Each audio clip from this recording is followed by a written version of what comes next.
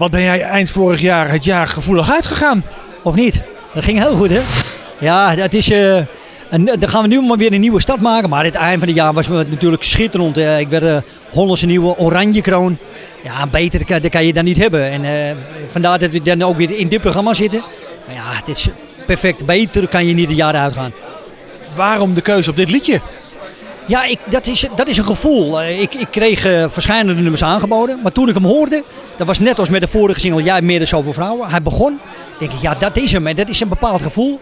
Als ik dat niet heb, dan werkt het niet schijnbaar. Want ik heb het met andere zingers wel eens gehad. Dan denk ik, ja, de maatschappij wil en dan doe je het maar. Maar uiteindelijk, nu pak ik hem weer. Ja, en dan gaat hij gelijk weer top. En daar ben ik heel blij mee. Nou ja, de verwachting bij de mensen is dan ineens heel hoog. Omdat je 2 singles hebt wat heel goed, of in ieder geval 1 wat gescoord hebt. Eentje wie nu op dit moment aan het scoren is. Het album ligt klaar, die gaan we in maart presenteren. En ja, daar komt de single vanaf waar ik ook weer het gevoel heb dat het toch wel weer iets leuks kan worden. Maar ja, de verwachtingen zijn hoog. Maar ik hoop dat ik eraan kan voldoen. En je eigen verwachting dan? Ja, toch ook wel, want anders doe ik het niet.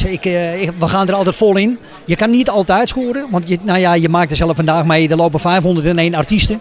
Tegenwoordig ben je bijzonder als je niet zingt, geloof ik. Want iedereen zingt. Maar ja, ik wacht wel af. Maar meer als je best kan je niet doen. Het album is klaar.